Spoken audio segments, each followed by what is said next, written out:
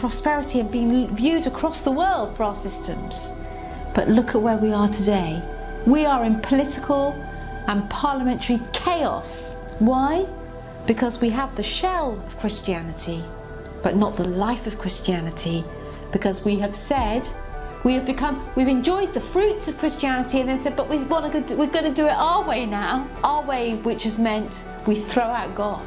And in the throwing out of God, we are ending up now, you'll see, there's a lot of instability in the United Kingdom. Civil partnerships was meant to be something in 2004, was meant to be something that was civil in nature. It was never meant to be sacramental in nature. It was never meant to reflect marriage. But we knew that as soon as it was passed in law, everyone started calling it gay marriage. And within 10 years, we had gay marriage. 전 세계에 복음을 전했던 영국의 기독교, 결국 포괄적 차별금지법으로 무너져 내리고 말았습니다. 그렇다면 차별금지법이 법으로 통과된 나라의 기독교는 어떤 상황을 맞이하고 있을까요? Stop it, Cliff. Stop it. Stop it.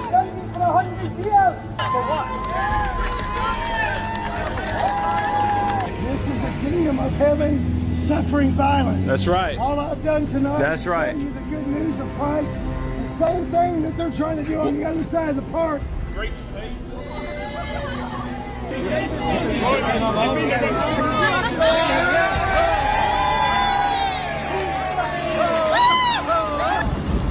No.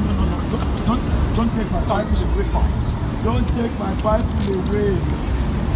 Don't take my Bible. What did I do?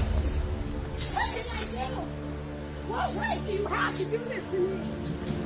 I said I was leaving. I said I was leaving. Sit down. Sit down. I am not kidding. Sit down. Sit down. Everybody. On your bottom, put your feet out in front of you. We have represented 200 street preachers in the past 10 years. 200 street preachers who have been arrested or asked to move on the streets at the Christian Legal Centre. We love people should be free to say even the disagreeable. That's a fundamental point of free speech. And we know that the gospel is an offence to many. You know what's ironic is that many Christians say to me, why do you defend those street preachers? Really, the way that they are on the streets, they're really... And I'm saying because this is first of all, they come for the street preachers.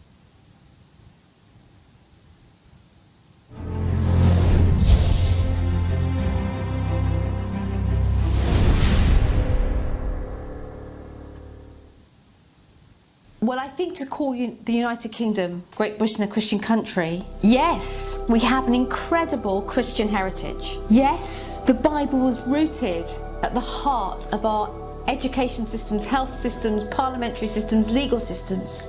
Yes, and that has meant that we have, as a nation, had great peace and prosperity and been viewed across the world for our systems. But look at where we are today. We are in political and parliamentary chaos. Why? Because we have the shell of Christianity, but not the life of Christianity. Because we have said, we've enjoyed the fruits of Christianity and then said, but we're going to do it our way now. Our way, which has meant we throw out God. And in the throwing out of God, we are ending up now, you'll see, there's a lot of instability in the United Kingdom. Civil partnerships was meant to be something in 2004, was meant to be something that was civil in nature. It was never meant to be sacramental in nature. It was never meant to reflect marriage. But we knew that as soon as it was passed in law, everyone started calling it gay marriage. And within 10 years, we had gay marriage. 전 세계에 복음을 전했던 영국의 기독교, 결국 포괄적 차별금지법으로 무너져 내리고 말았습니다. 그렇다면 차별금지법이 법으로 통과된 나라의 기독교는 어떤 상황을 맞이하고 있을까요? Stop it, Cliff. Stop it. Stop it.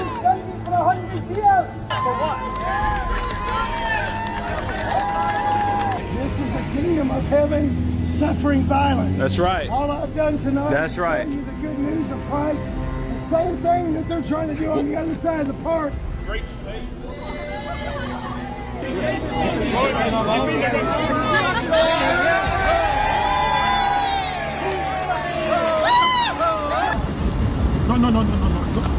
Don't take my Bible away. Don't take my Bible away. Don't take my Bible. What did I do? What way do you have to do this to me? I said I was leaving. I said I was leaving. Sit down. Sit down. I am not kidding. Sit down. Sit down. Everybody. On your seat, on your bottom, put your feet out in front of you. We have represented 200 street preachers in the past 10 years. 200 street preachers who have been arrested or asked to move on the streets at the Christian Legal Centre. We love people should be free to say even the disagreeable. That's a fundamental point of free speech. And we know that the gospel is an offence to many. You know what's ironic is that many Christians say to me, why do you defend those street preachers? Really, the way that they are on the streets, they're really... And I'm saying because this is first of all, they come for the street preachers.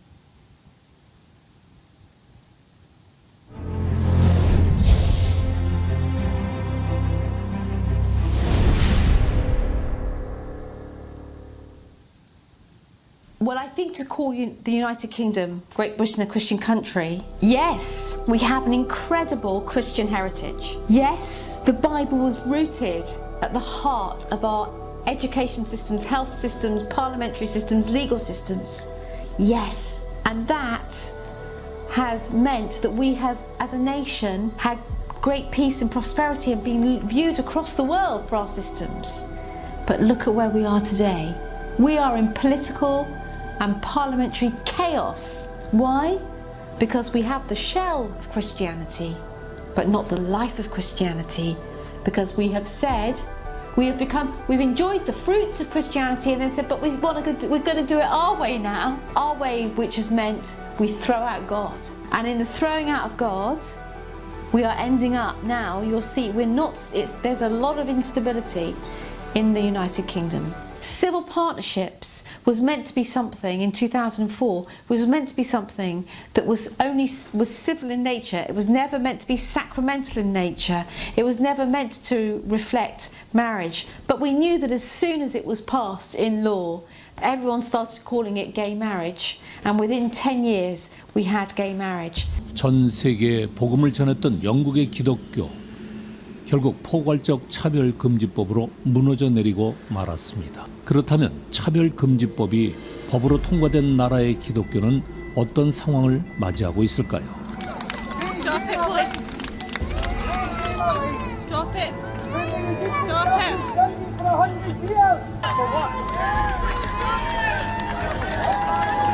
This is the kingdom of heaven, suffering violence. That's right. All I've done tonight That's is right. tell you the good news of Christ. The same thing that they're trying to do on the other side of the park. No.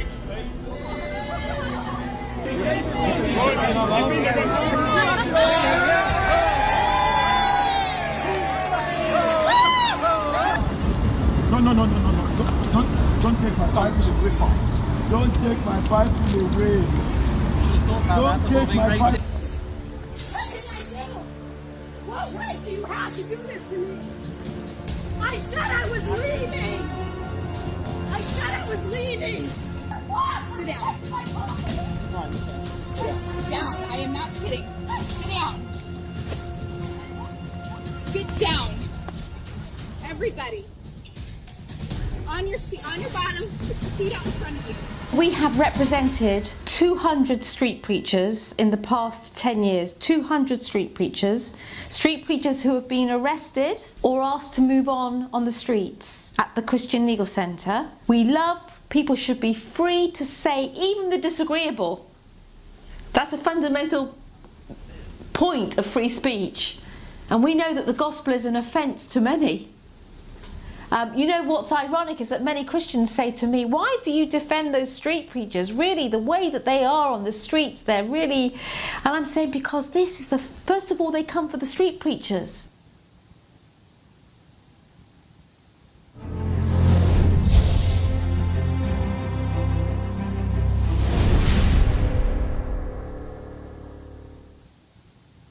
Well, I think to call the United Kingdom, Great Britain, a Christian country, yes, we have an incredible Christian heritage. Yes, the Bible was rooted at the heart of our education systems, health systems, parliamentary systems, legal systems. Yes, and that has meant that we have, as a nation, had great peace and prosperity and been viewed across the world for our systems. But look at where we are today. We are in political and parliamentary chaos. Why? Because we have the shell of Christianity, but not the life of Christianity. Because we have said, we've enjoyed the fruits of Christianity and then said, but we're going to do it our way now. Our way, which has meant we throw out God.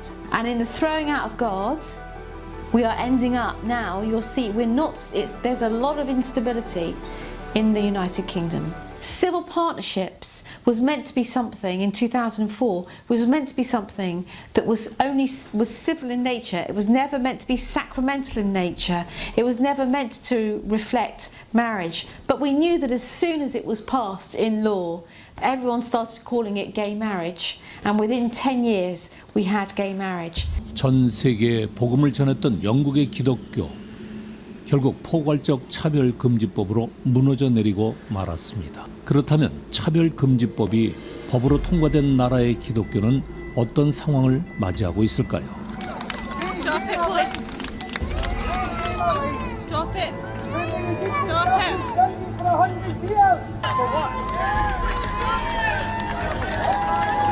This is the kingdom of heaven suffering violence. That's right. All I've done tonight That's is right. tell you the good news of Christ. The same thing that they're trying to do on the other side of the park.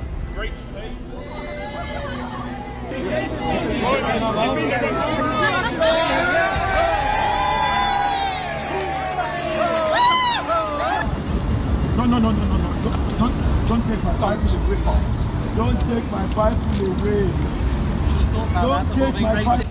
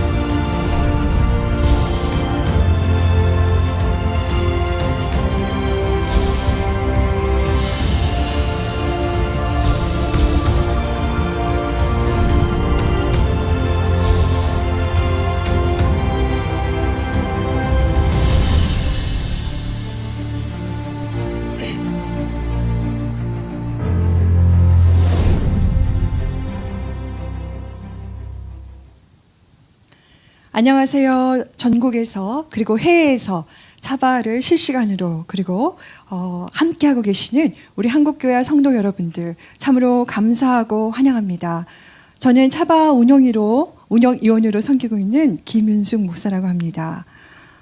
차바가 이렇게 시즌 1에 끝나는 것도 아니고 시즌 2에 계속되어지면서 특별히 이번 시즌 2에는 한국 강사뿐 아니라 해외에 계신 한국 우리 목사님들 그리고 또한 우리 외국 강사님들이 함께 해주셔서 참으로 풍성하고 감사한 생각이 드는데요.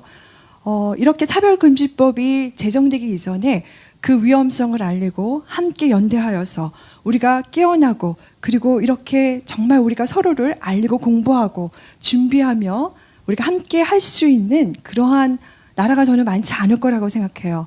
그런데 이렇게 사바가 우리 한국교회가 연대하여서 그리고 또 많은 분들이 함께 수고해 줌으로써 매주마다 강의가 진행될 수 있는 것을 참으로 하나님께 감사를 드리고 또 함께 호응해 주시는 각지에 계시는 모든 분들께 참으로 감사를 드립니다.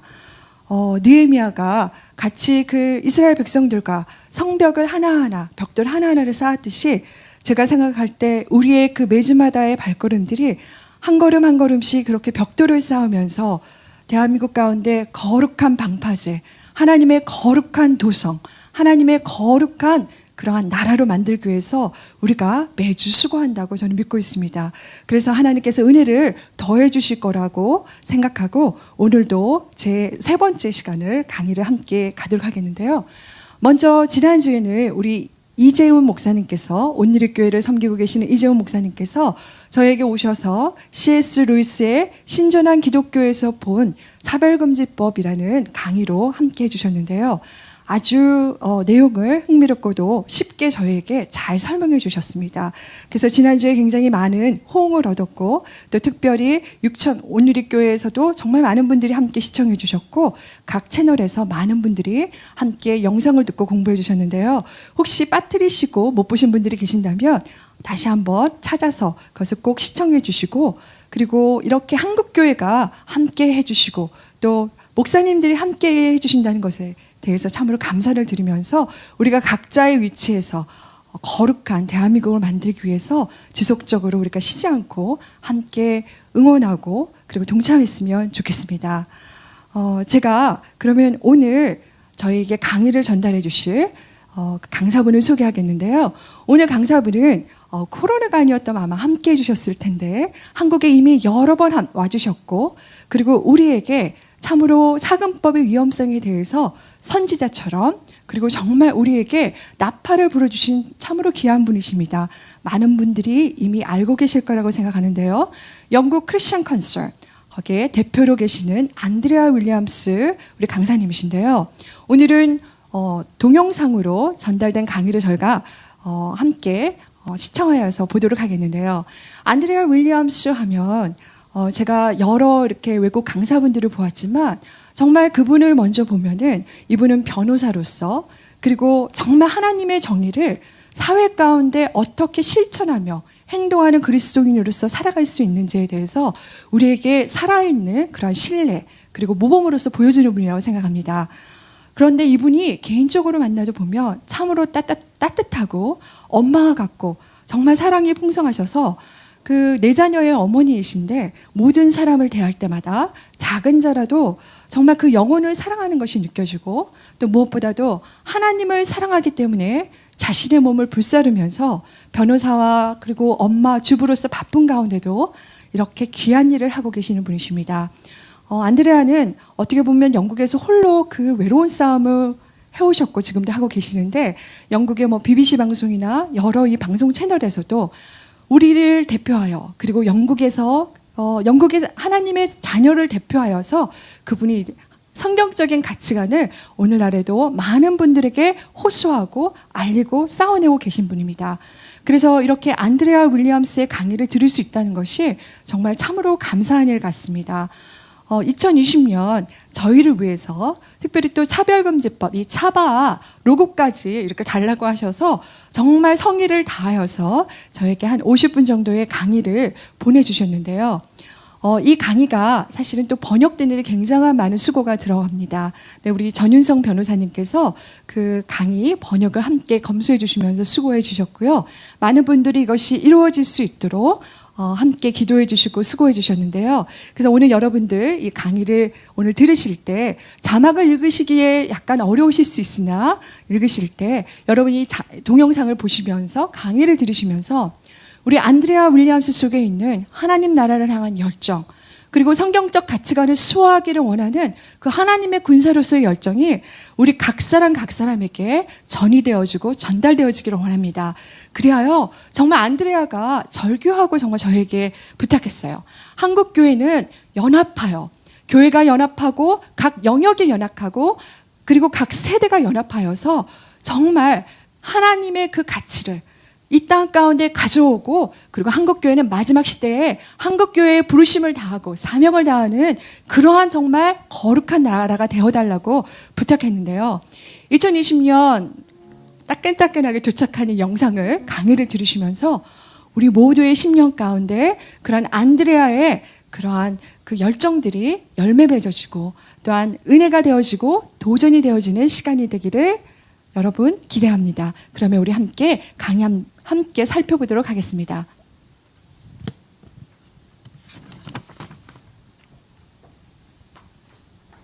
Hello, I'm Andrea Williams, Chief Executive of Christi천컨선 and the Christian Legal Centre. It is always my great joy to speak to the people of South Korea.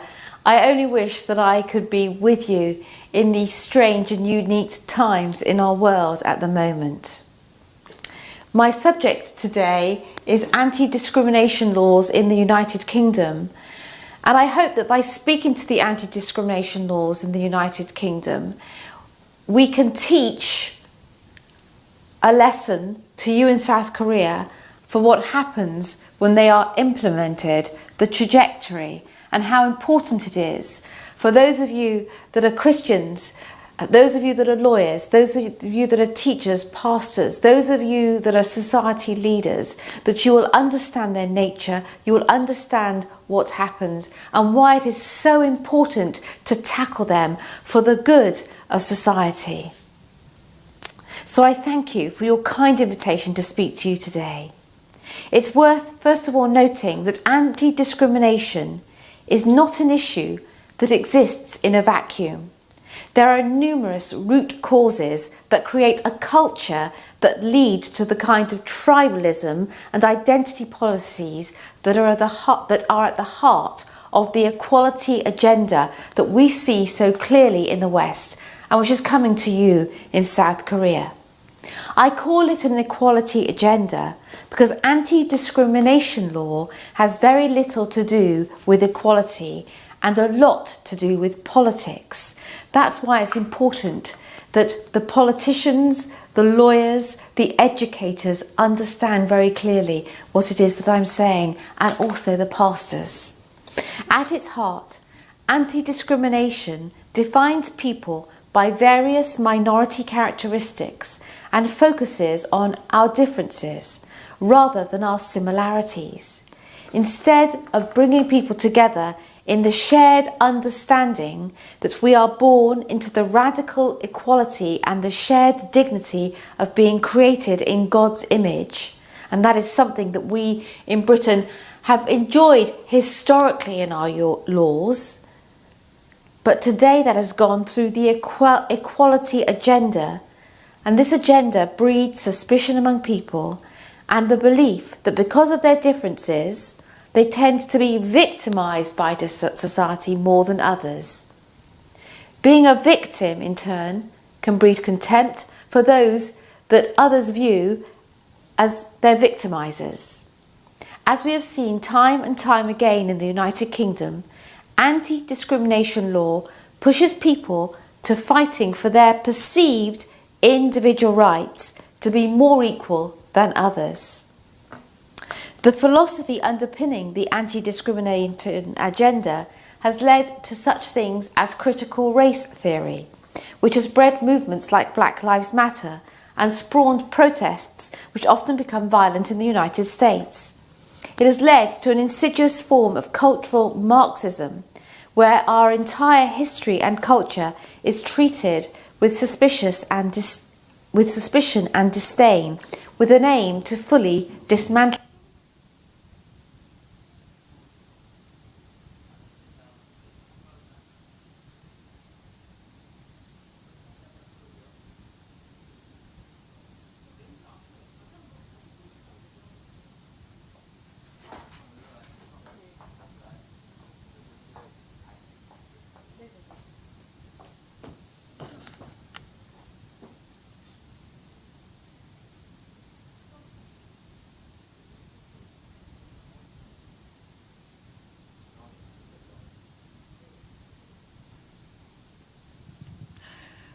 죄송합니다.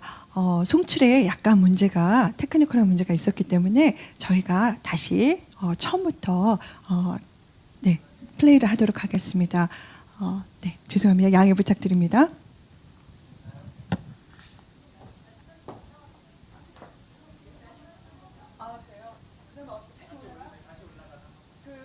지금 이제 틀은 거예요? 네. 다시 재생이라고 그러죠, 플레이. 죄송합니다. 송출하는데 약간의 테크니컬한 문제가 있었기 때문에 저희가 처음부터 다시 재생해서 틀도록 하겠습니다. 양해 부탁드립니다. Hello, I'm Andrea Williams, Chief Executive of Christi천컨선 and the Christian Legal Centre. It is always my great joy to speak to the people of South Korea. I only wish that I could be with you in these strange and unique times in our world at the moment. My subject today is anti-discrimination laws in the United Kingdom. And I hope that by speaking to the anti-discrimination laws in the United Kingdom, we can teach a lesson to you in South Korea for what happens when they are implemented, the trajectory, and how important it is for those of you that are Christians, those of you that are lawyers, those of you that are teachers, pastors, those of you that are society leaders, that you will understand their nature, you will understand what happens and why it is so important to tackle them for the good of society. So I thank you for your kind invitation to speak to you today. It's worth, first of all, noting that anti-discrimination is not an issue that exists in a vacuum.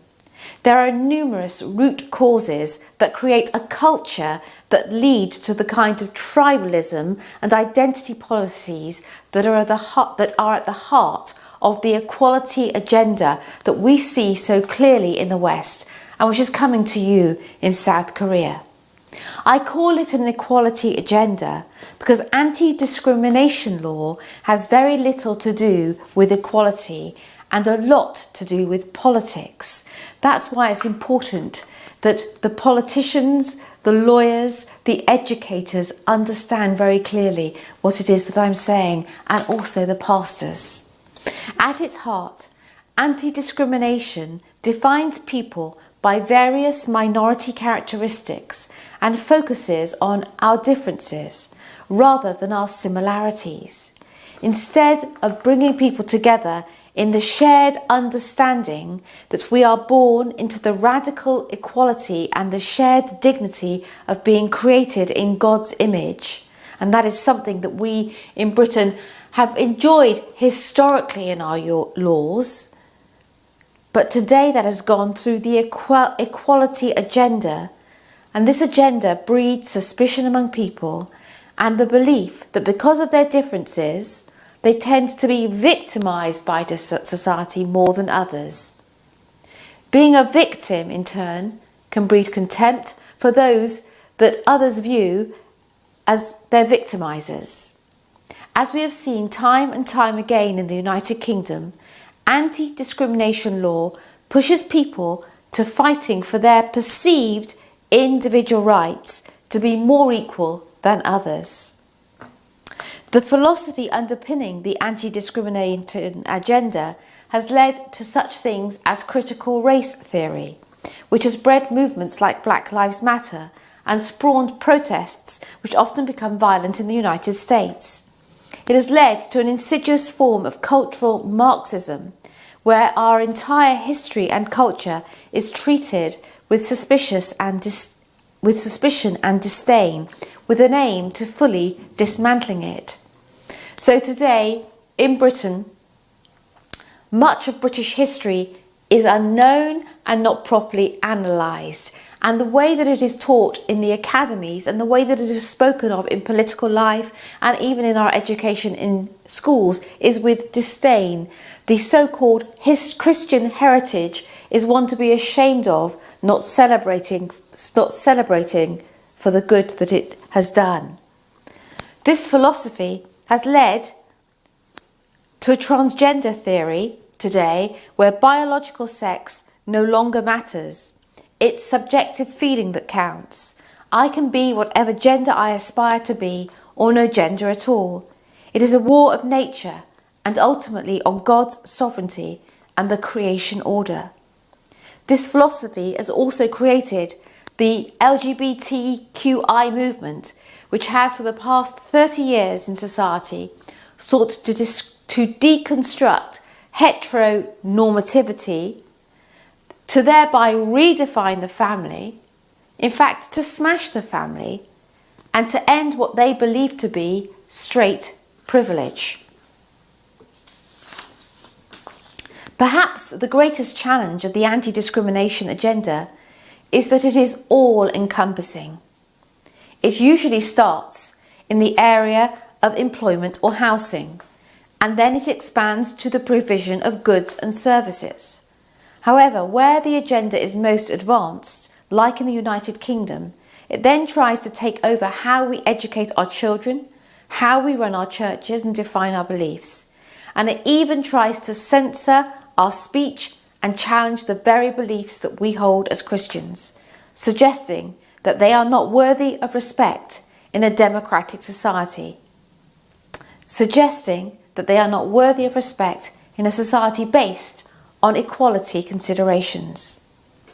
The result has been the mainstreaming of anti-Christian bias and anti-Christian discrimination into the cultural fabric of the United Kingdom. And this is why it's really important for all public leaders, including pastors, to understand that this is a gospel issue. It cannot be left to politicians, it cannot be left to lawyers, it cannot be left to educators, it cannot be left to government. It is something that is firmly needs to be dealt with within the church and within the church's people. Anti-Christian bias is a predisposition against an individual or a group, wholly or partly due to their Christian beliefs or practices. Who would have thought that this could possibly happen in the United Kingdom? Well, it has. Who would think today that it could possibly happen in South Korea? Well, it could. So, anti-Christian bias first includes stereotyping Christians in a negative fashion, or representing Christian beliefs as oppressive, or backwards, or irrational, or hateful. It deals with mainstreaming the equality agenda, so mainstream and applauding and celebrating gay icon figures, and any that don't celebrate but continue to speak Christian orthodoxy on the subject are vilified as hateful and backward and irrational and not with the times.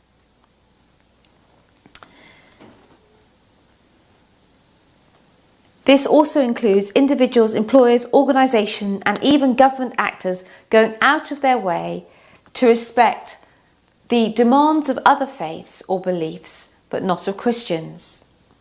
The bias against Christians is rarely, if ever, challenged by the political or media class in the United Kingdom and in the West. It's become one of the few acceptable prejudices in the United Kingdom that it has become culturally acceptable.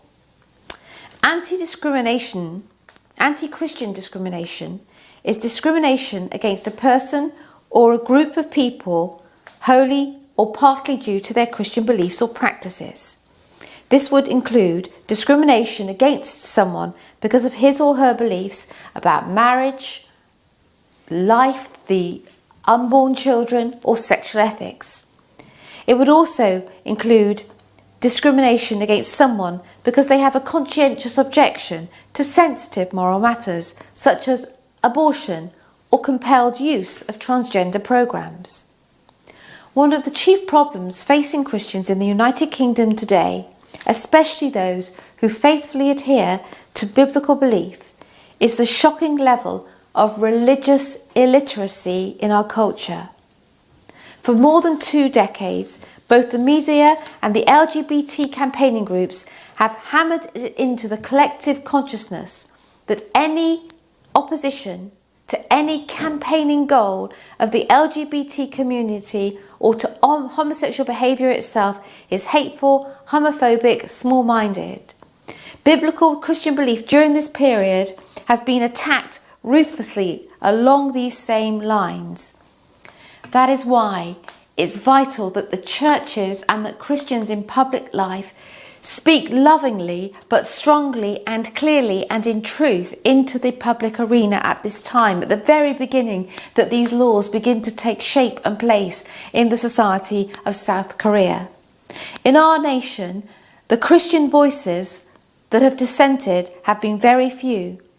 Churches have far too often not defended biblical belief, but have instead gone quiet on it, sought to be loving and caring, sought to say very clearly, we are places of welcome, we do not judge, which of course is true, but then not to say anything about the truth of God's moral code. They've gone on the defence to prove that they're not the type of Christian who would be an enemy of homosexuality. This is why in South Korea it is vital that we talk about the truth when it comes to sexual ethics from the get-go of this anti-discrimination legislation.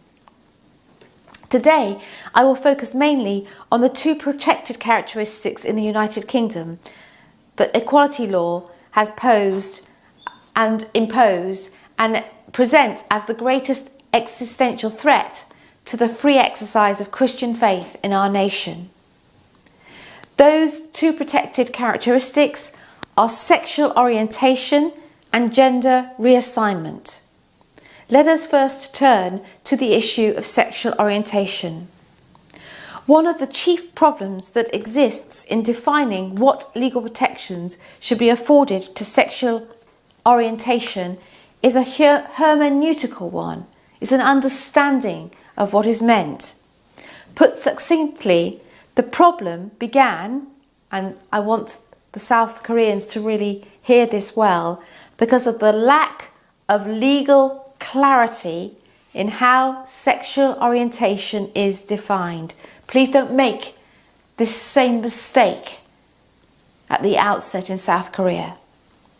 When the Equality Framework Directive 2000 was being drafted, which would later create a legal obligation upon all European Union member states to adopt their own in-kind anti-discrimination legislation, it originally stated this, that with regard to sexual orientation, a clear dividing line should be drawn between sexual orientation, which is covered by this proposal, and sexual behaviour, which is not. Now, this clarifying statement never made it into the final binding directive. And so the confusion of whether sexual practice was included in sexual orientation has been inherited by the member states. What this means is that sexual orientation and sexual behaviour now becomes one. First of all, the notion of sexual orientation in the first place, that somebody is innately born gay, there's an issue with this. But now it in and of itself expands to mean protection over sexual behaviours so that they cannot be critiqued. The British Parliament has failed to cure this lack of legal certainty. So I think that what's important in South Korea is for you to understand this. When there is an anti-discrimination protection around sexual orientation, it means sexual practice. It means the celebration, the full protection, the promotion of homosexual ideology, fully blown homosexual relationships in society and the promotion of them. And so, as a minimum, this needs to be made clear from the start so that you can ensure conscience objections within the legislation. Or you need to say that sexual orientation does not extend to sexual behaviour. This, of course, already cedes the notion of sexual orientation, which may well, in and of itself, also be a difficult thing. Parliament had opportunity to cure this at various points, but it never did, because the lack of clarity in law can be useful. When defining sexual orientation in Section 2 of the Employment Equality Sexual Orientation Regulations of 2003, it simply used the circular definition that sexual orientation means one's sexual orientation towards persons of the same sex, persons of the opposite sex, or persons of the same sex or opposite sex. A nearly identical definition continues to be used to this day through the Equality Act of 2010. This confusion is compounded because sexual orientation can mean many different things depending on who is defining it. For some, it means sexual attraction. For others, it means their behaviour as well. This is particularly problematic because it suggests that moral opposition to sexual behaviour is somehow discriminatory. Others wish to include it as a worldview. This category of people suggests that any opposition to the LGBT campaigning points includes same-sex marriage, same-sex adoption and LGBT education of our children is homophobic and should be prohibited by anti-discrimination law. Let's turn to this latter category of people first. If you take away anything from today's talk, let it be this. Being homosexual and LGBT campaigning are not synonymous. Being homosexual is about how you live out your life. LGBT campaigning is about political activism and worldview. Not all people who choose to be homosexual are LGBT campaigners, and not all LGBT activists are homosexual. Presently, universities across the country offer courses in gay and lesbian studies where things such as ethics, queer philosophy, political science, sexology and the social construction of sexual identity are discussed. The outworking of these ideological positions has been mainstreamed into both education and culture. The entire premise, for example, behind the mandatory LGBT education of children in the United Kingdom is that it seeks to deconstruct heterosexual normativity. And this has led to some LGBTQ academics calling for the queering up of the primary school classroom. Precisely stated, LGBT activism is very real, it can be ideological, and at times aggressively so.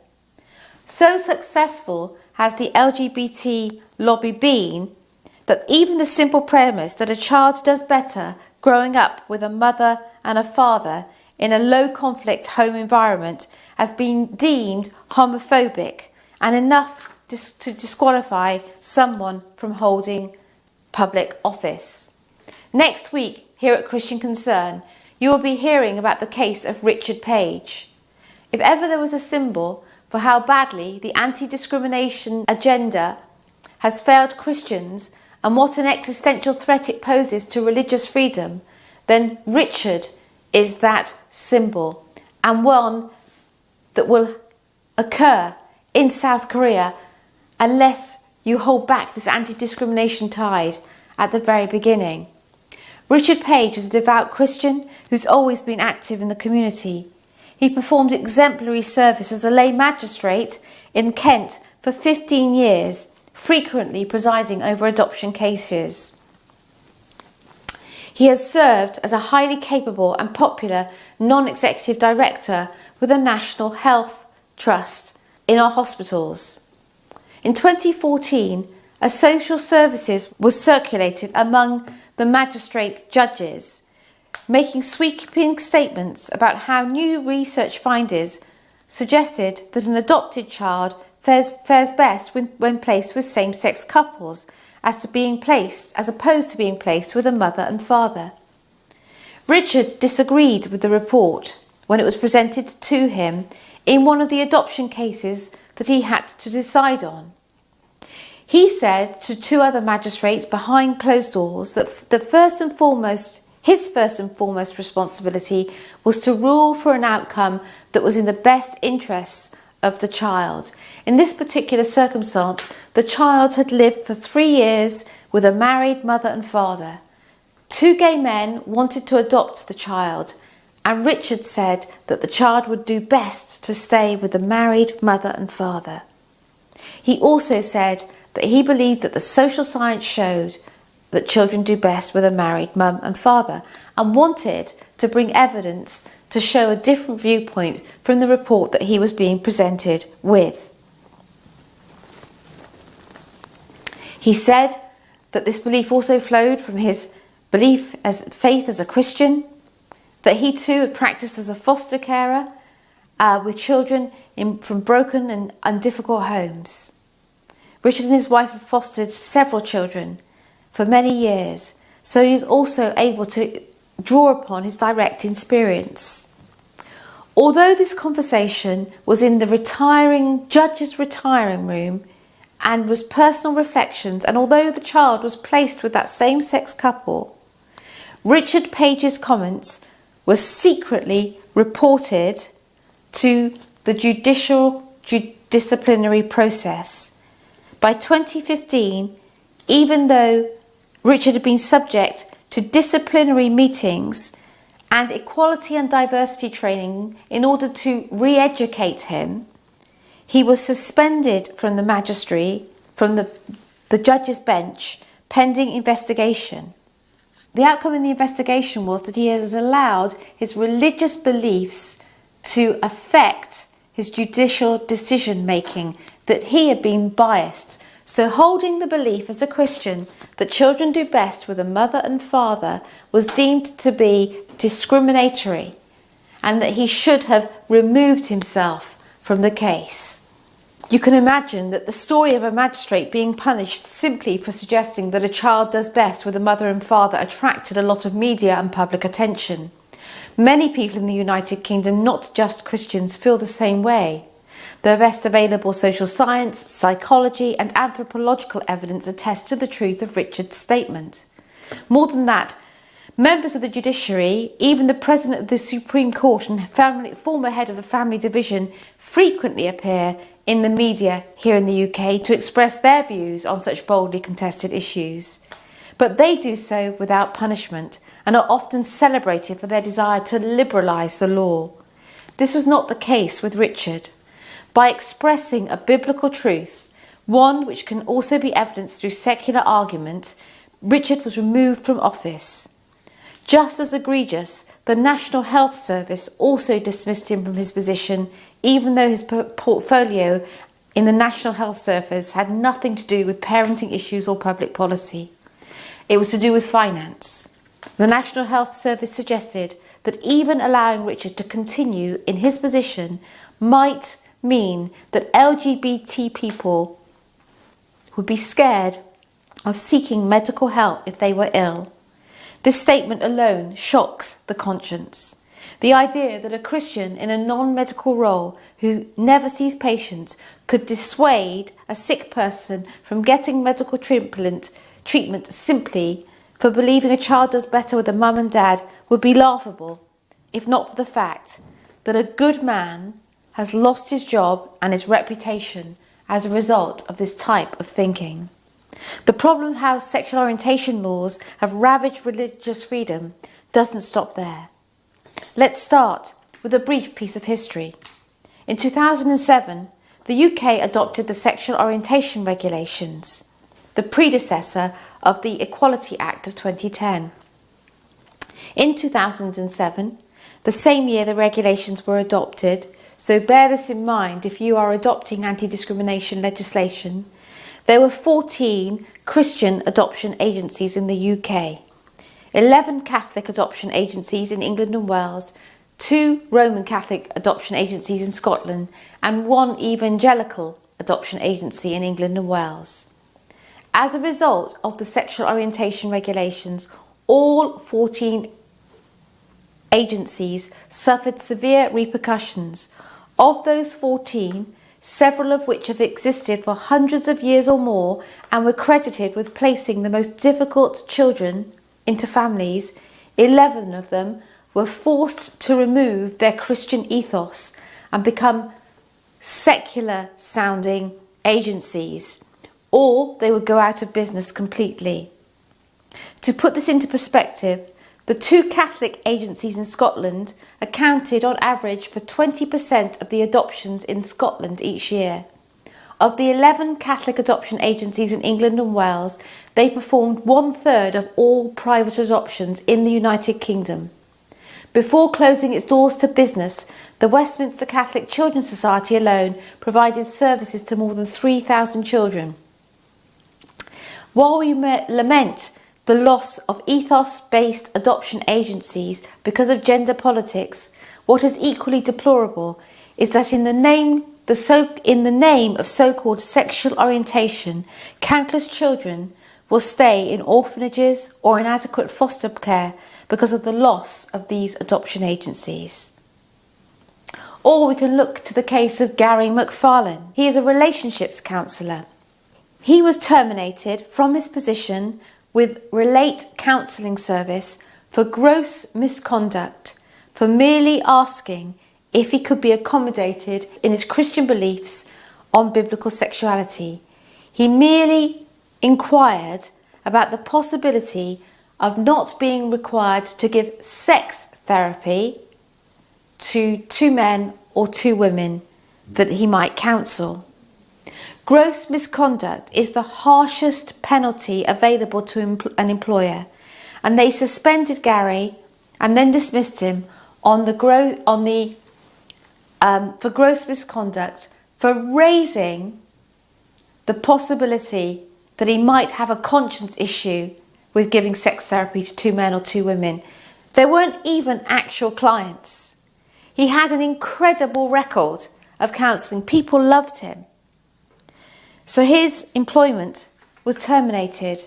His ability to be registered, his ability to get insurance, all came under the spotlight. Life became very difficult for him. Another case, Eunice and Owen Johns, long-time foster carers and devoted Christians.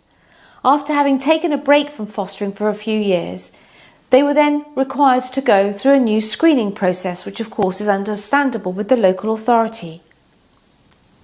Despite their long history of helping children in the most difficult of situations, Eunice and Owen John were rejected as foster parents because they were asked about their views on homosexuality and whether or not they would be able to encourage a child if they were expressing confusion or feelings of being gay. Please bear in mind that the age of the children that Eunice and Owen Johns were adopting was 6 and 7, and they were being asked to promote homosexuality to children in their care. During the trial, the taxpayer-funded Equality and Human Rights Commission condemned Mr. and Mrs. Johns, saying that allowing such people to foster children ran the risk of infecting the children with Christianity.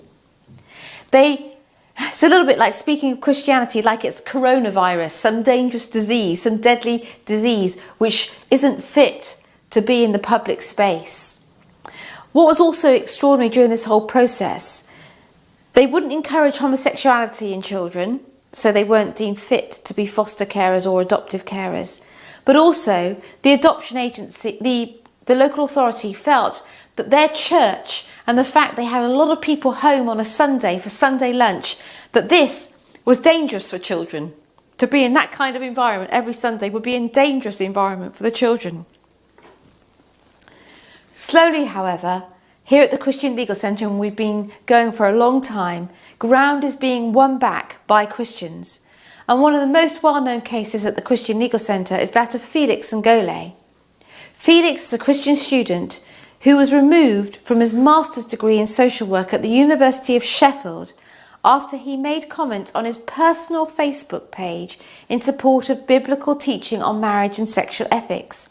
Felix was originally suspended and then removed from his course because he was told that he may have caused offence to some individuals and transgressed boundaries which are not deemed appropriate for someone entering the social work profession.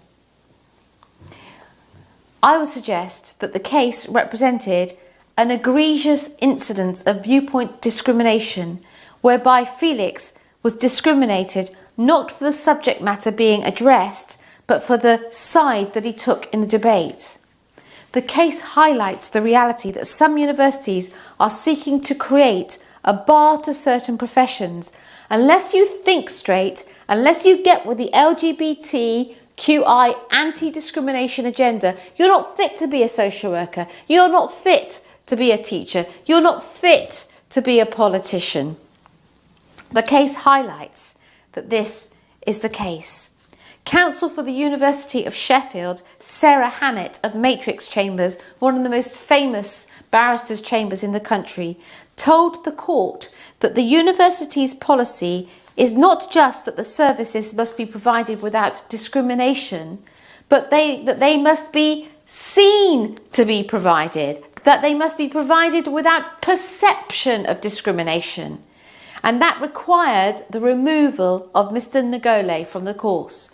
So a Christian with orthodox views on marriage, if that is perceived as someone who discriminates, should not be a social worker, should not be a counsellor, should not be a teacher. Sarah Hannett denied that there was a nexus, a connection between his the sharing of his opinion on biblical marriage and his Christian faith.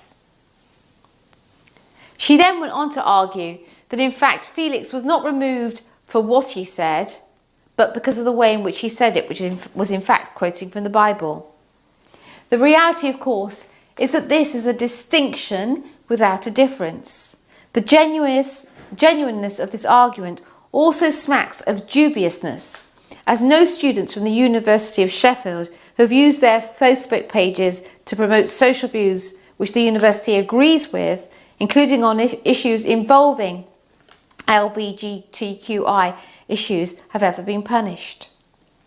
The High Court found against Felix and the case was appealed. Before the Court of Appeal, counsel for the University of Sheffield, Sarah Hannett, went so far as to say that even Mother Teresa of Calcutta would be barred from social work if she had expressed her views about homosexuality. She argued that even speaking against same-sex marriage in a Bible study should be enough to exclude you from a social work profession. In a sense, she went too far, because on that day in that court, reason won the day, and the Court of Appeal overturned the lower court's earlier ruling, making it clear that the expressing of a Christian opinion is wholly different from engaging in an act of discrimination. The court said Felix had never discriminated against a service user, nor was there any indication that he ever would. Let me just say that this is also the case for Eunice and Owen Johns. They provided the best situation for their children, nor is this the case for Gary McFarlane, who was the best kind of counsellor. This case stands for the fundamental principle that the Christians enjoy the same freedoms to express their opinions as everyone else in the public sphere, without fear of being expelled from their profession of choice or otherwise punished. Despite this victory, the equality agenda still poses a very real threat to Christian freedoms. As I mentioned at the outset of this presentation, equality law typically starts off with relatively humble goals, but then slowly expands into every sphere of our lives, including those that relate to the free exercise of our Christian faith and how our children are educated. In Europe and in the UK, schools are legally obliged to respect the way that parents wish to raise their children in accordance with their Christian faith. However, with the introduction of the Equality Act in 2010, the Department of Education made it mandatory that the various protected characteristics, including sexual orientation and gender reassignment, should be promoted. Little guidance was provided to schools, but one thing was clear. The various educational bodies, locally and nationally, encourage schools to promote LGBT education. It has got to the point in the UK that the government has adopted new education regulations requiring schools at the secondary level to teach LGBTQI elements in all schools, including Christian schools, with no right of opt-out. Primary schools are also under heavy pressure to engage in LGBT issues. I think that many of us have had, historically, in the United Kingdom, an implicit trust in the education of our children by the state. Again, what I want to say to you in South Korea is keep your children safe. Understand what it is that they are being taught. If you don't want these programs in your schools, ensure that they don't ever enter your schools, that this does not become part of the curriculum. This needs to be a stated campaign aim of anything that you can do. You need to bring in the politicians, the educators, the pastors, the lawyers in order to ensure that this happens. Until recently, one of the chief executives of Ofsted, which is the the United Kingdom's official school inspectorate, was also one of the senior managers of Stonewall, which is the major LGBT lobby group in the United Kingdom. Stonewall is an LGBT organisation active in many spheres of culture, including politics and education. They are very clear about their campaigning goals, which are anti-ethical to biblical Christianity. They are equally clear that they feel Christianity must change and accept homosexuality as a virtue and condemn any Christian who does not. In fact, currently there is a movement in our nation to ban so-called conversion therapy. What does this mean? Well, actually telling someone that they can turn to Christ, they can give up their sexual behaviour, they can give that up, they can leave it at the foot of the cross. That, the sort of terms that we're hearing in Parliament and even in the church, is spiritual abuse for telling people that they can change. So this is something that you need to be very alive to. Spiritual abuse, conversion therapy, terrible terms which become used against Christians in order to make any explanation that we push back on not able to be heard by others. Government itself has become a cheerleader in this country for LGBT education. The partner of our current Prime Minister Boris Johnson, Carrie, was judging recently at the Conservative Party, at the Conservative Party's LGBT Fringe Conference Centre. She was judging drag karaoke. So the Conservative Party has become dominated, completely acquiescent to this particular agenda. If you were to enter the Department of Education building in Westminster, a stone's throw away from Parliament, you might be surprised to see that the only visible symbol in the main entrance is a large rainbow flag that decorates 2 floors of the building. I say this because your Department of Education, your Department of Health, your Department of Justice, you must ensure that they don't adopt this. That they don't feel that in the name of anti-discrimination they have to fly flags, that they have to introduce these policies. They need to be resisted from the outset. The Department of Education has rolled out new tags for their email signatures, including a rainbow flag with the slogan, I am an LGBT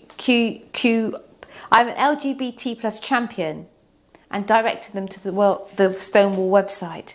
The signature line ends with the following statement, I quote, "We cannot tell by looking at someone or by their name how they self-define their gender," and warning the reader to be sensitive to the use of gender-specific programs.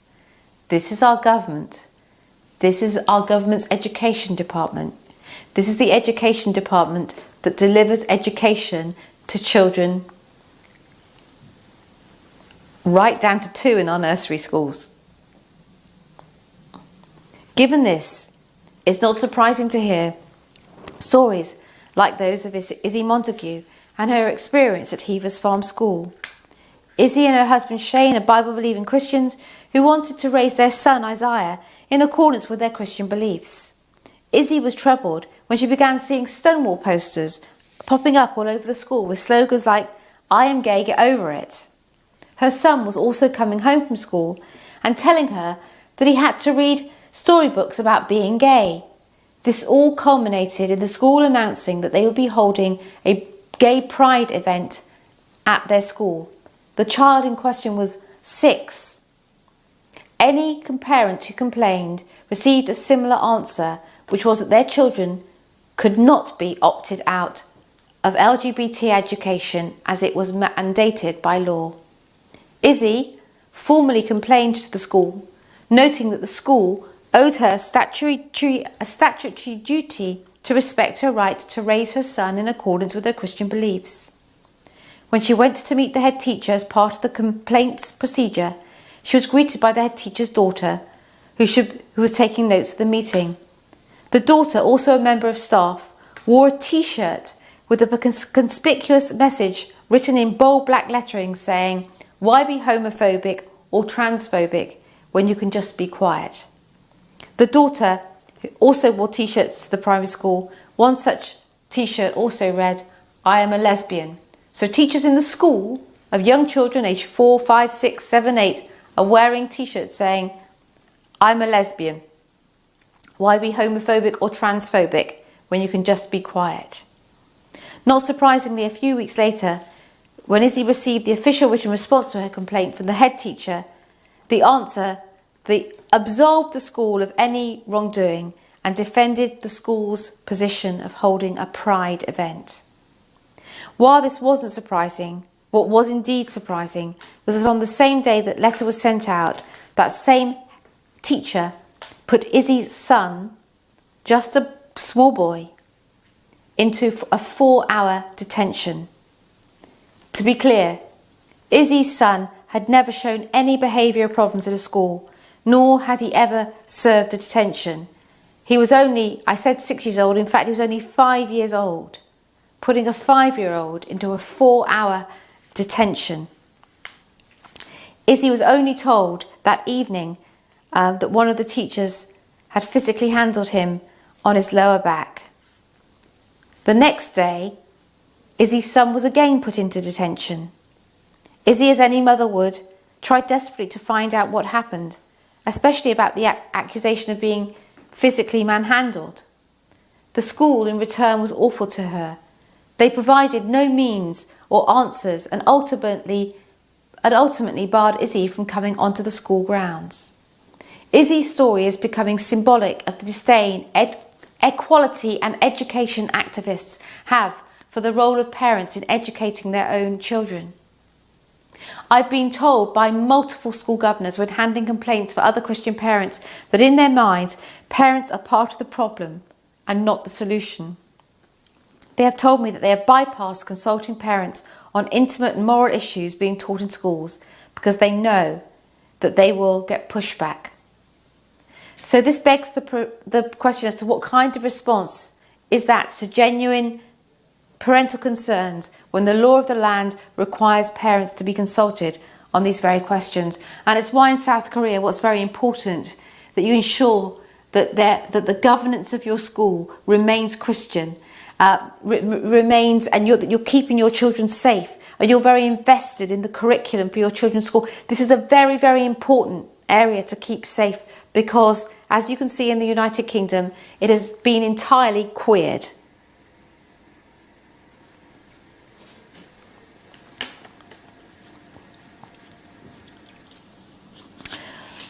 Our failure in the United Kingdom to understand where anti-discrimination leads has led to the systemic and systematic punishment of people with deeply held biblical beliefs. At the Christian Legal Centre last year, we gave advice to some 1,000 Christians who felt they'd suffered some level of detriment for their Christian faith. The centre is currently supporting more than 50 court cases involving Christian freedoms that are live in court, that are active. These numbers are unacceptable for a nation that for so long identified with Christianity, one which has given birth to some of our most famous global evangelists, theologians and reformers. The other protected characteristic I would like to address today, because it's also very damaging to both Christian freedoms and to the culture at large, is gender reassignment. Nigel and Sari Rowe are Christian parents who hold and wish to instill in their children a biblically centred belief in gender, beliefs that would include Genesis 1:27, where Scripture says, "So God created man in his own image, in the image of God he created him, male and female he created them." Or Matthew 19:4, where Christ says, "Have you not read that he who created them from the beginning made them male and female?" In seeking to raise their children to the Christian beliefs, Nigel and Sally Rowe sent their two sons to a Church of England primary school on the Isle of Wight. Within 2 school years, both of their children, aged 6 and 8 at the time, found themselves in classes with boys who, under their parents and the school's direction, were going to school identifying as girls. Because of the confusion and discomfort suffered by their older son, Nigel and Sally Rowe took him out of school to be home educated. When the school informed Nigel and Sally Rowe of their plan to adopt a transgender affirming policy in the school,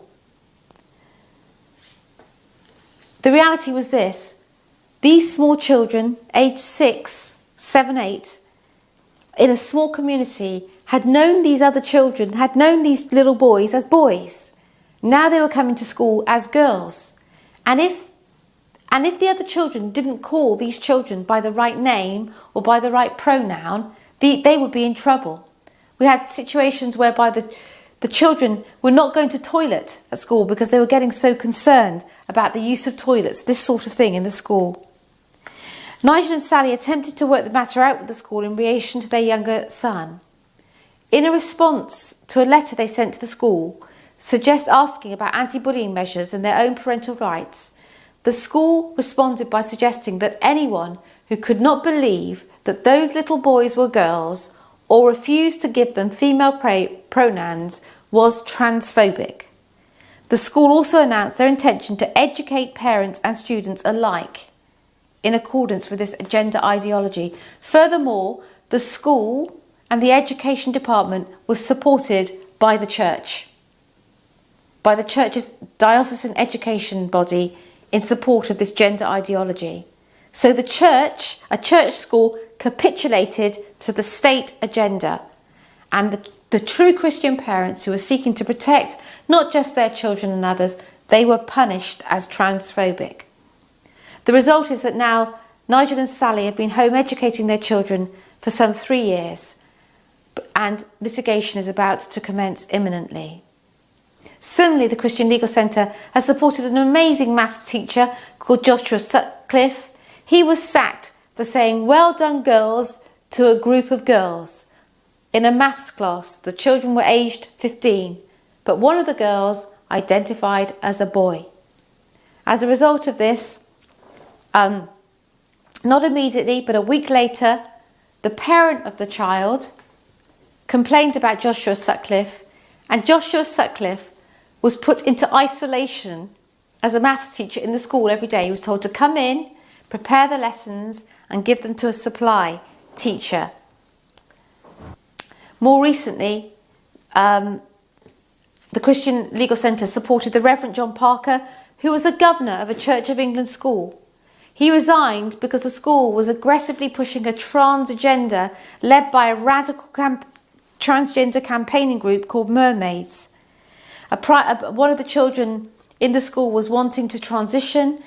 The child was 8 or 9, and this John Parker raised issues about how this was going to be communicated to the children and to the parents, and raised issues over the mermaids coming into the school. For doing this, he was punished. He was pushed out. Did the Church of England Diocesan Education Authority stand with him? No. So again, the church punished him. Rather than going in a Church of England school, in a Christian school, and giving a Christian framework, which they could have done within the law, the church punished him. So this is my warning to South Korea. It's very subtle. Christians from the outset are made to look like people who are old-fashioned, fuddy-duddy, backward, irritable, irritating, nasty. The gay icon is made to look modern, beautiful, attractive, tolerant.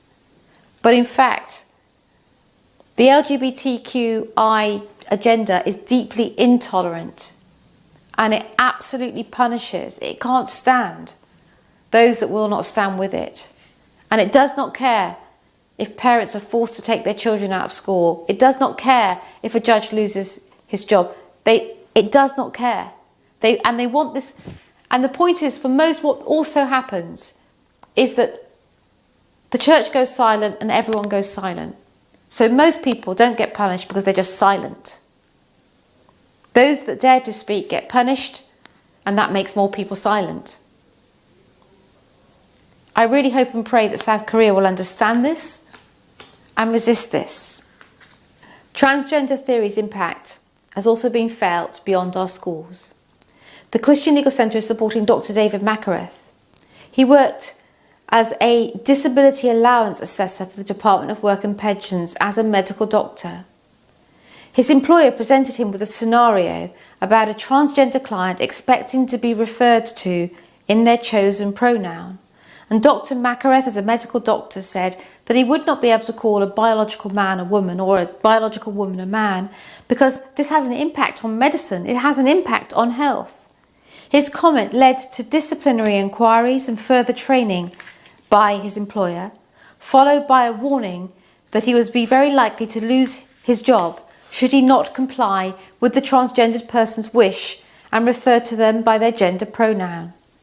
In the final email exchange with his employer, Dr. Makareth was instructed to follow the process as discussed in your training, or in the alternative, if however you do not want to do this, we will respect your decision and your right to leave your contract.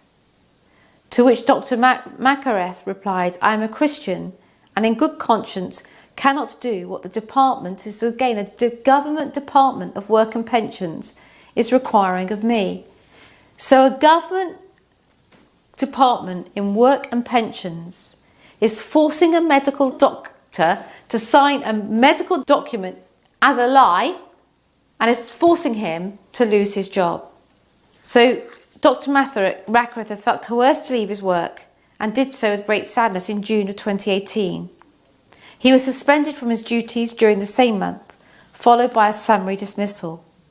He went on to say publicly, no doctor or researcher or philosopher can demonstrate or prove that a person can change sex. Without intellectual and moral integrity, medicine cannot function, and my 30 years as a doctor are now considered irrelevant compared to the risk that someone else might be offended. Please pray for Dr. Makareth as his case continues. We sincerely believe that the case will set an important principle and precedent for Christians in the United Kingdom. In bringing this talk to a conclusion, I would just like to thank everyone for their deep desire to keep Korea safe from this type of cultural influence that we have had in the UK, which has led to a strong suppression of Christian exercise in every sphere of life. You are the frontline warriors for what is good and what is right and what is pleasing to God in your nation. In the United Kingdom, I do believe that we have lost our way. Views that show dissent from the sexual orthodoxy of the day are punished and shouted down. So we need people like you to learn from what has happened to us. People willing to stand up for the truth, no matter what the consequences, but people to understand what comes and to resist it from the outset. Do not be naive. Do not be naive. Do not, in fact, have the kind of the Christian naivety. Truth and grace, grace and truth. Understand from what has happened to us what will come, unless you resist, because it's your children. It's your children's lives that will be at stake. I thank you for taking a brave stand. I thank you for what you do. God bless South Korea. 네, 여러분 강의를 어떻게 보셨나요? 저 같은 경우에는 제가 안드레아의 그 영상을 그리고 또 강의를 많이 보았지만 한국에서 그 어느 때보다도 차별금지법을 제정하려는 시도가 지금 한창 진행 중인 이때 안드레아의 그 말들이 더 마음에 울림으로 다가왔습니다. 특별히 안드레아 강의 중에서 안드레아가 영국이 이렇게 될 줄 누가 알았습니까? 하고 그렇게 호소하였는데 정말 저도 그런 생각이 들었습니다. 1870년에 우리에게 성경책을 던져주었던 토마스 선교사의 나라, 그리고 유명한 신학자와 성경학자들, 존 스타트, 마틴 로이드 존스, 데이비 퍼슨 같은 정말 훌륭한 성경 교사와 신학자가 계셨던 그 나라가 지금은 성경적인 가치를 잃어버리고 안드레가 말한 것처럼 크리스천의 그러한 말할 권리조차, 기본 권리조차 보장되어지지 않아서 많은 사람들이 많은 영역에서 핍박을 받고 있는 이 현실. 제가 다시 들으면서 마음이 아프기도 하고 또 제 마음에 경종을 울리는 것 같습니다. 영국이 그렇게 되었다면 한국이라고 그렇게 되지 않는다는 보장이 없구나. 그렇기 때문에 특별히 안드레아가 말한 것처럼 이 재정의 시도가 있을 때 정신을 바짝 차리고, 그리고 그들은 처음에는 작은 것을 목표하지만 결국은 그들은 나라와 아이들과 전 모든 영역을 목표를 삼고 있다는 것을 우리가 기억하고서 참으로 정말 깨어나야 될 때가 아닌가 생각이 들었습니다. 정말 5, 6세 아이들에게 동성애를 가르쳐야 하고, 그리고 2세 어린이집부터 관장하고 있는 교육부에서 교육부의 홈페이지를 들어가고 이메일 서명에 들어가면 LGBT 플러스 챔피언, 결국은 LGBT자들은 승리자라고 말하는 메시지를 어릴 때부터 아이들에게 넣어준다면, 정말 그것을 생각하면 우리의 정말 다음 세대를 잃어버리는 일이 바로 눈앞에 다가와 있을 수 있겠구나. 우리가 아무리 기도하고 교회 안에서 아무리 우리가 열심히 봉사하고 예배하여도 우리가 이 차근법에 대해서 무심하다면 정말 우리가 생각하지 못한 재앙이 바로 우리의 식탁에, 우리의 자녀에, 그리고 우리의 교회와 사업처, 정말 이것이 다가올 수 있는 위협이구나 하는 생각이 들었습니다. 리차드 그 치안 판사라 할지라도 해임을 당하고, 그리고 상담가, 그리고 페북에다가 자기 의견을 올렸다고 해서 핍박을 받는 그러한 개개인의 그러한 모든 언론의 자유와 그리고 신앙을 표현하고 할 수 있는 모든 자유가 막혀버리는 정말 생각보다 무섭고 그리고 치열한 이게 싸움이겠구나 하는 생각이 들었습니다. 그래서 한국은 제발 깨어나십시오 하는 메시지가 그 어느 때보다 더 강하게 들려온 것 같은데요. 제가 사실은 이렇게 안드레아 얼굴을 보니까 우리 안드레아 변호사님 얼굴이 몇 년 사이에 보면 정말 이렇게 많은 싸움을 치르셨다는 것을 제가 느낄 수가 있습니다. 제가 한번 또 이렇게 개인적으로 이렇게 여쭤보기도 했는데 그때 하신 말씀이 있었습니다. 싸움이 갈수록 너무나 치열해지고 있다. 사실 안드레아는 영국 그 기독 법률센터와 그리고 크리스천컨선을 본인이 그렇게 법률가로서 변호사로서 일하면서 또한 이 단체들을 이끌어가고 있는데요. 사실 이 단체는 개인이 자비랑 선교를 하면서 또 많은 분들의 후원의 동참으로 돌아가고 있습니다. 근데 정말 감당해야 될 법률 업무와 그리고 도와줘야 될 분들 여러 가지 행정 업무들이 많기 때문에 사실은 지난주에 제가 크리스천컨선 가운데 재정적인 도움이 긴급하게 필요하다는 이메일을 받기도 했습니다. 사실 안드레아 윌리엄스와 크리스천컨선은 한국이 지금 현재 겪고 있는 일을 먼저 겪었기 때문에 그들에게는 정말 지혜와 우리에게 던져주는 메시지가 있습니다.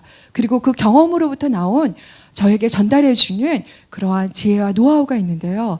그래서 어려울 때마다 저희가 물어보기도 하고 또 자문을 얻기도 합니다. 그래서 많은 부분에서 굉장히 많은 빚을 졌다고 생각이 듭니다. 우리가 미국이나 영국 같은 그런 나라들의 복음의 빚을 지기도 하였지만 어떻게 보면 1900년대는 그렇게 지었지만 현재 이 2000년대를 살아가는 우리들은 바로 거룩한 나라 그리고 하나님의 부르심을 일궈내고 성취하는 나라로 세워지기 위해서 참으로 차근법을 막는 일이 너무나 중요한데 이 일에 안드레아와 그리고 크리스천컨선이 저에게 정말 많은 도움이 되었습니다. 그래서 이번에는 저희가 이 진 빚을 한번 어떻게 조금 감사함으로 표현하고 어려울 때 우리가 힘이 되어줄 수 있으면 좋겠다는 마음이 드는데요. 여러분들 그런 감동이 드시는 분들 크리스천컨선 그 영어를 이해하시고 아시는 분들은 크리스천컨선 홈페이지에 들어가면 Donate Now 해서 후원 신청하는 그러한 페이지가 있습니다. 거기를 클릭하셔도 괜찮고요. 송금하는 문제나 그리고 영어 때문에 조금 이해가 어렵다 하시는 분들은 저희 차바가 함께 이 일에 동참하고 돕도록 하겠습니다. 여러분들이 차바 유튜브 영상에 유튜브를 보면은 그 아래 하단에 설명이 있는데요. 거기에 보면 차바 후원 계좌가 나와 있습니다. 그 계좌에다가 마음에 이 영국의 진 빚을 크리스천컨선과 그리고 우리가 안드레아 윌리엄스에게 진 빚을 감사함으로 조금이나마 표현하며 그들에게 또 힘이 되어지기를 원하신다면 저희 그 차바 계좌로 여러분들이 헌금으로 동참해 주시고 근데 계좌 이체를 해 주실 때 거기 뒤에다가 영국이라고 적어 주십시오. 그러면 저희가 이 헌금을 함께 모아서 영국 크리스천컨선에게 전달하도록 하겠습니다.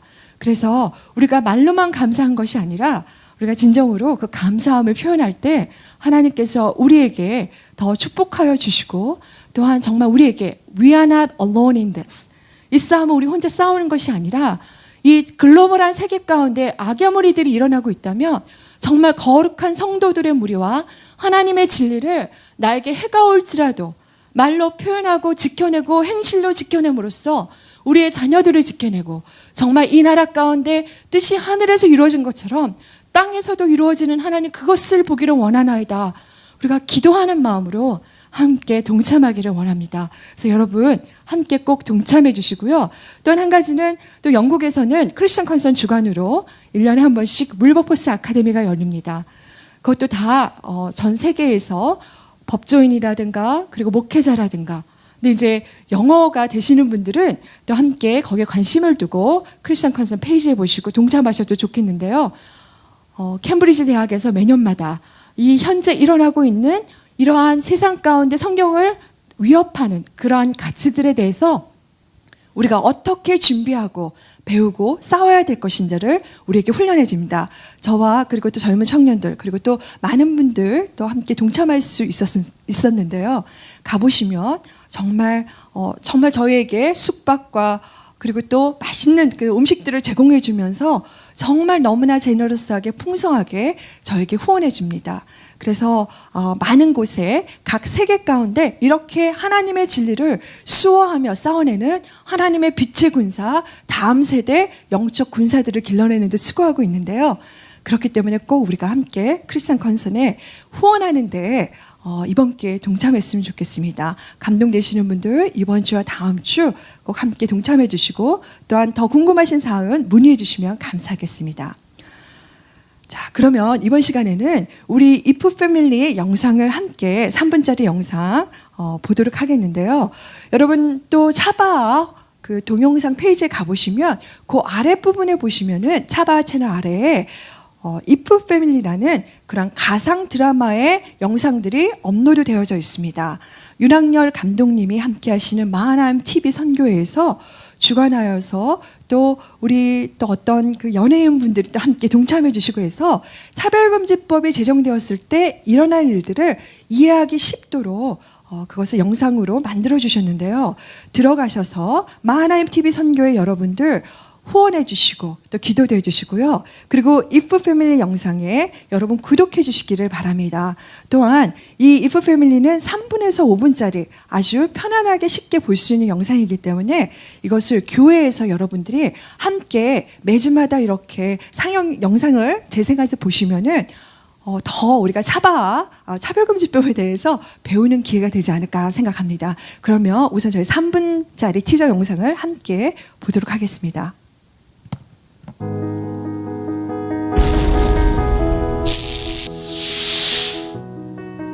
엄마가 나 미워하니까 인권이 다 고발해버릴 거예요. 뭐라고? 동성애 반대 설교는 법 위반이 아니라고 했어요. 한 명에게 100억 원의 배상금을 지급한다. 난 여자로 살 거야. 요셉아!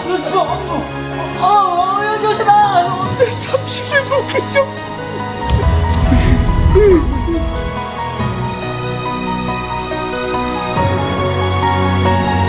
차별금지법의 제정을 막아 우리 아이들의 마음을 지켜주십시오. 깨어나 외치지 않으시면 다 잃고 말 것입니다. 아이들은 굉장히 심각한 기독교 세계관의 침해를 겪게 됩니다. 차별금지법 제정을 막아 우리 아이들의 마음을 지켜주십시오.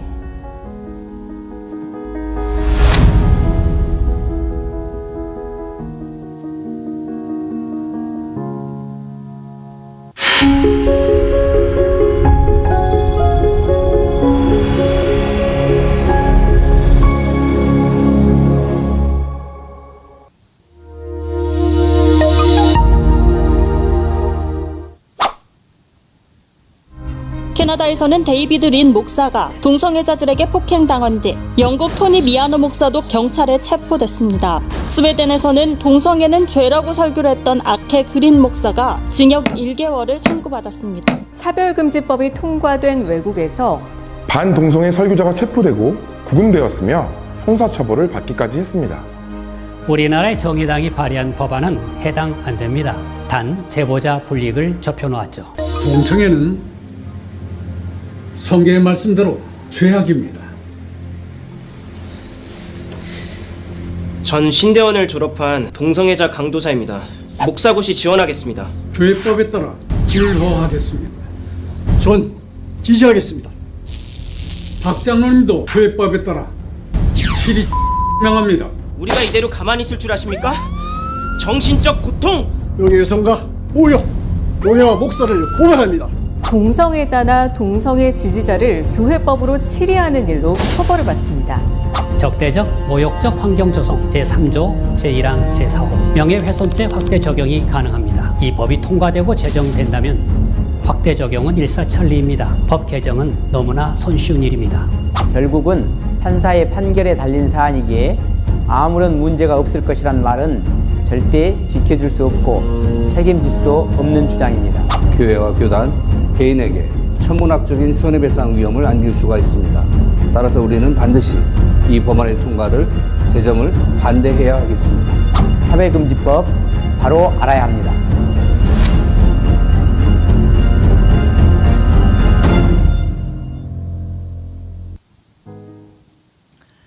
네, 영상을 보면서 제 마음 가운데 너무 감사한 마음이 들었습니다. 차바가 처음에는 이게 어떻게 잘 진행이 될까 찾기 시작했는데 갈수록 정말 하나님께서 축복해 주셔서 각 영역에서 전문가들이 함께 해주셔서 우리에게 각 영역에서 이것을 위해서 함께하며 싸우는 동지가 있다는 것들이 너무나 감사하고요. 제 마음에 감동이 일어납니다. 그래서 정말 우리가 함께 이것을 잘 막아내고 대한민국의 정말 부르심을 이뤄내는 그런 시간이 되기를 바랍니다. 이 시간에는 인권 보도 준칙에 대해서 우리 조영규 변호사님이 광고해 주시겠는데요. 사실 조영규 변호사님이 차바의 행정 담당으로 정말 많은 수고를 해주고 계십니다. 그래서 너무나 감사한데 우리 변호사님 나오셔서 있을 인권 보도 준칙 세미나에 대해서 광고해 주시겠습니다.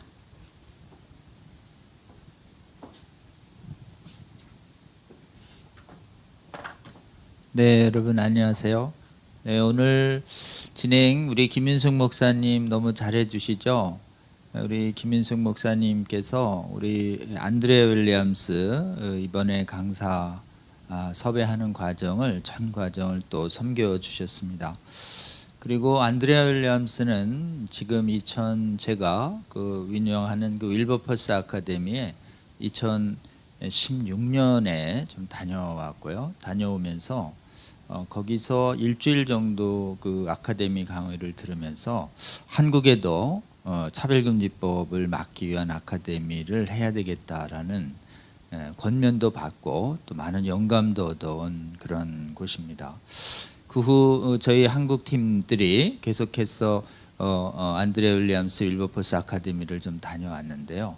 우리 김민숙 목사님도 좀 다녀오시고 또 그래서 2017년에 동성애 대체 아카데미 할 때 우리 안드레아 윌리엄스가 와서 강의를 좀 해주시고 갔고 또 그 해에 생가요 국제 페스티벌이라고 해서 세계 각국의 동성애 운동가들을 초청해서 한국에서 반동성애 국제 연대 활동을 할 때 그때 또 한 번 이렇게 한국을 위해서 또 방문을 해주셨습니다.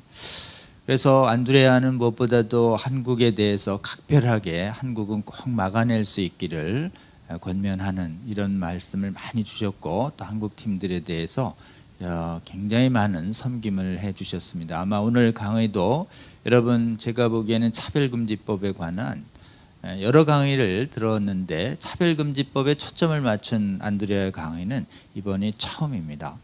아마 메시지를 잘 들으시면 알겠지만 저희 차별금지법 바로알기 아카데미에서 제공하는 그런 메시지하고 아주 정확하고 또 영국에서 일어난 생생한 사례들을 거의 가짜의 그 논쟁 없이 논쟁할 여지 없이 정확한 팩트들을 여러분에게 제공해 드리고 있으며 특별히 우리가 교육 영역을 막아낼 문제에 대해서 정확하게 말씀해 주고 계십니다.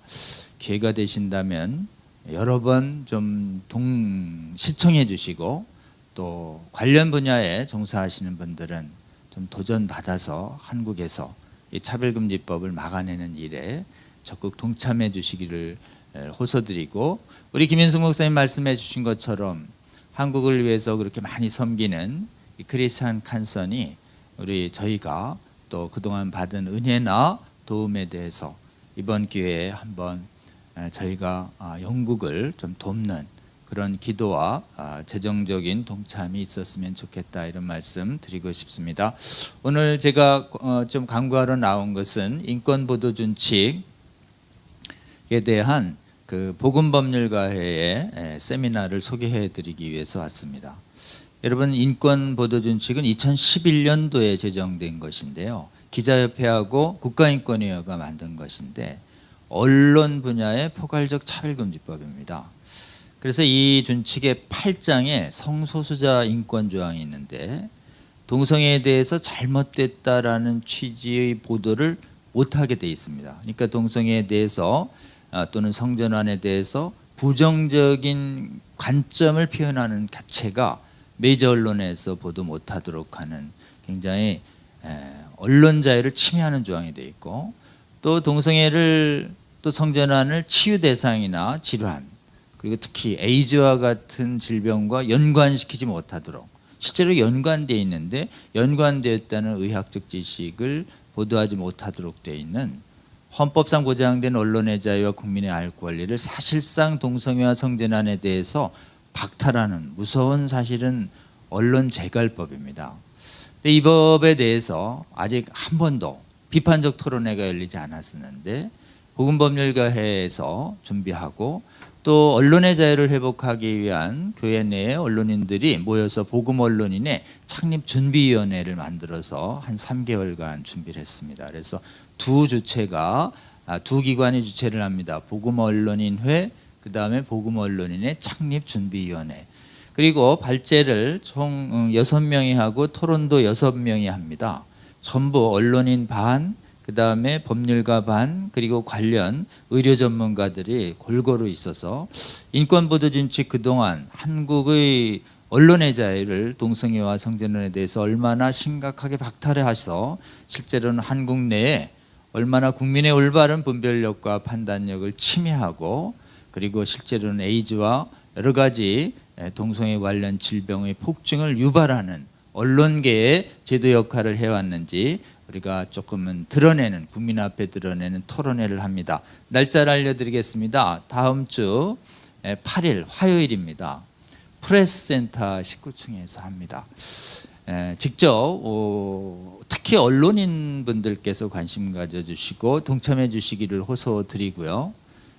저희 차바와 이런 관련 방송에서는 이 세미나도 실시간으로 여러분에게 스트리밍 해드리도록 하겠습니다. 관심 있는 분들 적극 동참해 주시기를 호소드립니다. 여러분 고맙습니다.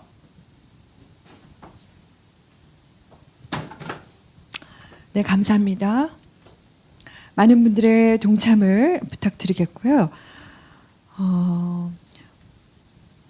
다음 시간에는 원래는 그 ADF의 제프리 벤트렐라가 저희가 강의해 주시기로 했으나 그거를 한 주 연기하도록 하겠고요. 대신에 그 하와이 강약교회에서 섬기고 계시는 우리 한명동 목사님의 강의를 저희가 듣도록 하겠습니다.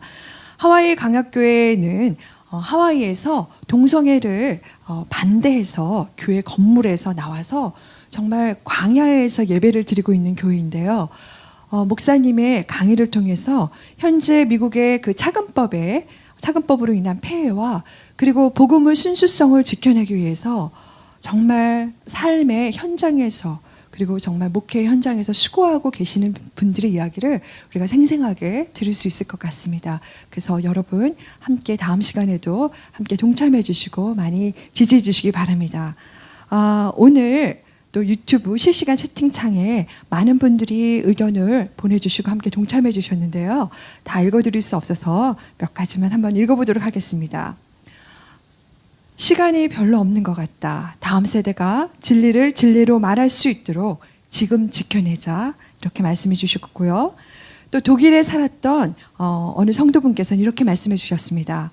교회가 진리를 대적하는 것을 막아내지 못하면 영국과 유럽처럼 다 무너지는 것을 빨리 알아야겠습니다. 잠시나마 독일서 살아본 사람으로서 정말 가슴이 답답합니다. 라고 전해주셨습니다. 그리고 또 한 분은 탁월한 안드레아 변호사님 강의 감사합니다. 가슴은 뜨겁게 머리는 냉철하게 행함은 신속히 하자는 댓글을 올려주셨습니다. 여러분들 이렇게 후원해 주시고 지지해 주시고 이렇게 함께 해 주셔서 참으로 감사합니다. 혼자는 싸울 수 없지만 정말 우리가 외국에서도 우리를 응원하듯이 이 세상 가운데 정말 여호와를 아는 것이 온 땅에 가득하고 그 진리를 우리가 지켜낼 수 있도록 거룩한 주의 군사의 무리들이 정말 각지에서 그리고 각 영역에서 그리고 이 땅의 각 나라들에서 정말 일어나기를 고대합니다. 그래서 차바 사실 강의 듣기가 쉽지 않을 수 있겠지만 우리가 알면 더 힘이 생기는 것 같습니다. 약을 먹을 때도 비타민을 알고 먹으면 더 효능이 있는 것 같습니다. 우리가 차근법도 잘 배워서 잘 막아서 우리 다음 세대를 위해서 우리가 정말 열심히 그리고 기도로서 잘 막아내고 싸워낼 수 있었으면 좋겠습니다. 그러면 다음 시간 강의를 기도해 주시고요. 제가 마무리 기도하고 마치도록 하겠습니다. 함께 기도하시겠습니다. 하나님, 작고 하나님 가난했던 이 나라 이 민족 가운데 하나님 복음을 전달해 주시고 하나님 오늘 우리가 누리는 이러한 풍요와 하나님 이러한 안정과 이러한 행복이 있게 하셨음을 감사합니다. 하나님 우리에게 주신 지난날의 은혜를 잊어버리지 아니하고 하나님께서 우리에게 선하시고 우리를 대변하시고 우리의 응답하신 것처럼 하나님 이 땅 가운데서 하나님의 진리와 아버지가 세워놓으신 진리를 위협하며 무너뜨리려는 하나님 정말 그러한 무리들이 하나님 그러한 소리들이 이 땅에 가득 차고 있습니다. 하나님 그러나 이때 우리가 침묵하지 않게 하여 주시옵소서. 하나님 우리에게 목소리를 낼 수 있는 지혜와 담대함을 더하여 주시고 하나님 많은 서구교회는 무너졌지만 하나님 대한민국 교회는 연합하여서 하나님 교회뿐 아니라 각 영역 가운데 각 세대 가운데 각 전문가들이 하나님 우리가 연합하여서 하나님 거룩한 방파제를 이룰 수 있도록 우리에게 힘을 더하여 주옵소서. 하나님 이 차별금지법 아카데미가 바로알기 아카데미가 있게 하심을 감사합니다. 주님 뒤에서 수고하시는 한 분 한 분을 주님께서 힘을 더하여 주시고 기름 부어주시고 하나님 매주 강의 가운데 강사분들을 주님께서 기름 부어주시고 하나님 이 방송이 흘러나갈 때 우리의 마음 가운데 하나님 거룩한 나라를, 하나님의 나라를 위하여서, 그리고 우리의 다음 세대를 위해서 지켜내고자 하는 마음의 열정과 하나님, 그리고 행동하는 우리의 신앙이 있게 하여 주시옵소서. 아버지, 이 모든 것들이 있게 하심을 감사하며, 우리는 미약하오나 친히 여호와의 군대가 앞서가시고 이를 일구어 주시고, 그리하여 정말 이 싸움에 하나님, 우리가 하나님이 원하실 때까지 승리할 수 있도록 주여 은혜를 베풀어 주옵소서. 오늘도 함께한 한 분 한 분을 하나님, 그분들의 가정을 축복하여 주시고, 다음 주에 올 때까지도 주의 평안과 사랑으로, 하나님 성령 충만으로 지켜주시고, 이 나라를 주의 은혜와 은총으로 지켜주시옵소서. 감사드리오며 살아계신 우리 주 예수 그리스도의 이름으로 기도하였습니다. 감사합니다. 여러분, 그럼 다음 주에 뵙도록 하겠습니다.